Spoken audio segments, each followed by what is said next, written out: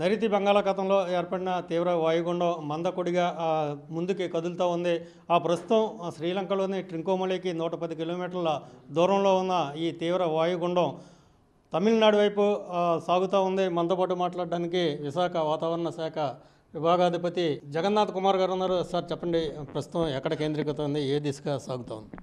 ఇప్పటి వరకు ఉన్న తీవ్ర వాయుగుండం నైరుతి బంగాళాఖాతంలోనే ఉంది. ఇది నిశ్చలంగా స్థిరంగా అక్కడే కొనసాగుతూ ఉంది. అనగా 9.1 డిగ్రీల ఉత్తర అక్షాంశం, 82.1 డిగ్రీల తూర్పు రేఖాంశం వద్ద, అంటే శ్రీలంకలోని ట్రింకోమలికి 110 కిలోమీటర్ల తూర్పు ఈశాన్య దిశలోను, కరైకల్కు 310 కిలోమీటర్ల ఆగ్నేయ దిశలోను, తరువాత కరైకల్కు పుదుచ్చేరికి 410 కిలోమీటర్ల దూరంలోను, చెన్నైకు 480 కిలోమీటర్ల దూరంలో దక్షిణ ఆగ్నేయ దిశలోను ఉన్నది. ఈ తీవ్ర వాయుగుండం రాబోయే 12 గంటలు ఉత్తర వాయువ్య దిశలోనే పయనించి శ్రీలంక తీరాన్ని దాటి తమిళనాడు వైపు వెళ్ళే అవకాశం ఉంది. ఈ తీవ్ర వాయుగుండం ఈరోజు సాయంత్రం నుంచి, అనగా 28వ తేదీ సాయంత్రం నుంచి 29 ఉదయం లోపల సైక్లోన్గా పరిణమించే అవకాశం ఉంది. తరువాత తీరం దగ్గరికి వచ్చిన తర్వాత తమిళనాడు, ఉత్తర తమిళనాడు మరియు పుదుచ్చేరి తీరం మధ్య, అనగా మహాబలిపురం, కరైకల్ మధ్య 30వ తేదీ ఉదయమున తీవ్ర వాయుగుండంగానే, అనగా 50 నుంచి 60 కిలోమీటర్ల వేగంతో గాలులు వీస్తూ తీరాన్ని తాకే అవకాశం ఉంది. దీని ప్రభావంతో దక్షిణ కోస్తా జిల్లాల్లో ఈరోజు 1-2 చోట్ల తేలికపాటి నుంచి మోస్తరు వర్షపాతం, రేపు ఎల్లుండి అంటే 29, 30వ తేదీల్లో దక్షిణ కోస్తా తీరంలో జిల్లాల్లో ఎక్కువ చోట్ల తేలికపాటి నుంచి మోస్తరు వర్షపాతం నమోదయ్యే అవకాశం ఉంది. ఉత్తర కోస్తాలో ఈరోజు 1-2 చోట్ల, రేపు కొన్ని చోట్ల, ఎల్లుండి ఎక్కువ చోట్ల తేలికపాటి నుంచి మోస్తరు వర్షపాతం నమోదయ్యే అవకాశం ఉంది.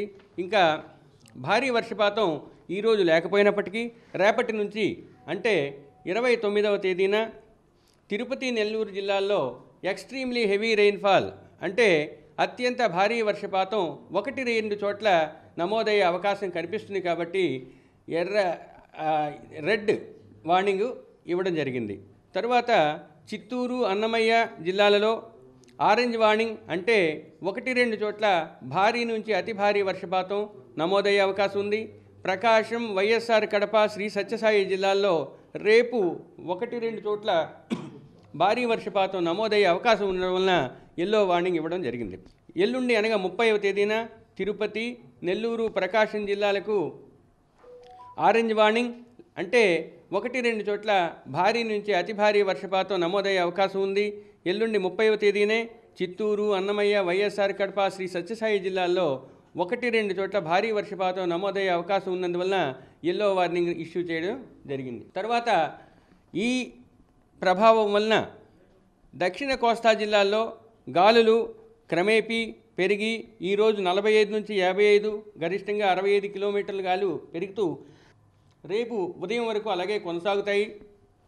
రేపు సాయంత్రం నుంచి 50 నుంచి 60 వరకు ఎదురుగాలు వీస్తూ గరిష్టంగా గంటకు 90 కిలోమీటర్ల వేగంతో వీచే అవకాశం ఉంది.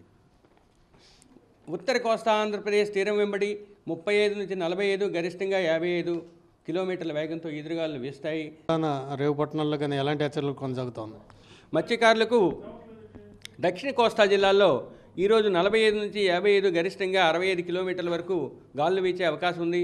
రేపు సాయంత్రం వరకు అదే కొనసాగుతూ సాయంత్రం నుంచి గంటకు ఈదురుగాలు 50 నుంచి 60, గరిష్టంగా 70 కిలోమీటర్ల వరకు వీచే అవకాశం ఉంది. అదే పరిస్థితి 30వ తేదీ వరకు కొనసాగుతున్నందువల్ల మత్స్యకారులు ఆయా ప్రాంతాలకు వేటకు వెళ్ళవద్దని చెప్పడం అయింది. ఇదే కాకుండా దక్షిణ బంగాళాఖాతం, అంటే నైరుతి బంగాళాఖాతం, పశ్చిమ మధ్య బంగాళాఖాతం, తమిళనాడు, ఆంధ్రప్రదేశ్ తీరాల్లో వేటకు వెళ్ళడం నిషేధం 30వ తేదీ వరకు. ఆంధ్రప్రదేశ్లో ఉన్న ఓడరేవులన్నింటిలో 1వ నంబర్ ప్రమాద హెచ్చరిక లేదా డిస్టెంట్ కాషనరీ సిగ్నల్ నెంబర్ 1 కొనసాగుతూ ఉంది. మారితే సైక్లోన్ అయిన తర్వాత హెచ్చరికలు మారుతాయి. ఇక వ్యవసాయదారు సూచనలు వచ్చినట్టయితే ముఖ్యమైన పంటలైన వరి, చెరకు, పసుపు, ప్రత్తి, అరటి, కొబ్బరి వంటి పంటలను, ఉద్యానవన పంటలను సంరక్షించుకోవాలి. ఎక్కువ నీరు నిల్వ ఉండే ప్రాంతాలు, ముఖ్యంగా భారీ వర్షాల వల్ల ప్రభావితమైన ప్రాంతాలలో నీటిని తోడే వ్యవస్థని ఏర్పాటు చేసుకోవాలి. వీక్గా ఉన్న మొక్కలకి స్టెమ్స్ లేదా మెకానికల్ సపోర్టు ఏర్పాటు చేసుకున్నట్టయితే వాటిని ఈ ప్రభావం నుంచి రక్షించుకోవడం జరుగుతుంది. ఎప్పటిలోగా ఇది సైక్లోన్గా పరిణమించే అవకాశం ఉంది?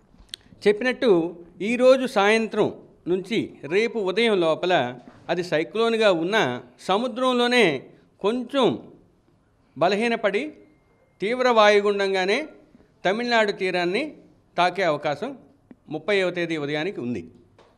ఆ తాకే సమయంలో 50 నుంచి 60 వరకు, గరిష్టంగా 70 కిలోమీటర్ల వేగంతో గాలులు వీస్తాయి.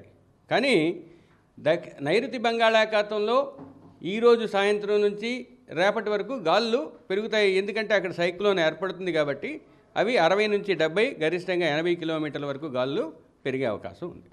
ప్రస్తుతం నిశ్చలంగా ఉన్న ఈ తీవ్ర వాయుగుండం మరికొద్ది గంటల్లోనే తుఫానుగా మారే అవకాశం ఉంది. అది తమిళనాడు దగ్గర తీరం దాటే అవకాశం కూడా ఉందని చెప్తా ఉన్నారు. ఈ నేపథ్యంలో ప్రజలంతా కూడా అప్రమత్తంగా ఉండాలి. వ్యవసాయదారులు తమ పంటలను రక్షించుకోవడానికి రక్షణ వ్యవస్థను రూపొందించుకోవాలి. అలాగే మత్స్యకారులు ఎవరు కూడా సముద్రంలో వేటకు వెళ్ళొద్దని కూడా హెచ్చరికలు జారీ చేస్తూ ఉన్నారు. విశాఖపట్నం నుంచి కెమెరామెన్ అజయ్తో వర్మ ఫర్ ఆర్టీవీ. మరిన్ని వీడియోస్ కోసం ఛానల్ ని సబ్స్క్రైబ్ చేయండి. లేటెస్ట్ అప్డేట్స్ కోసం వాట్సాప్ ఛానల్ ని ఫాలో అవ్వండి. ఆ లింక్ డిస్క్రిప్షన్ లో ఉంది.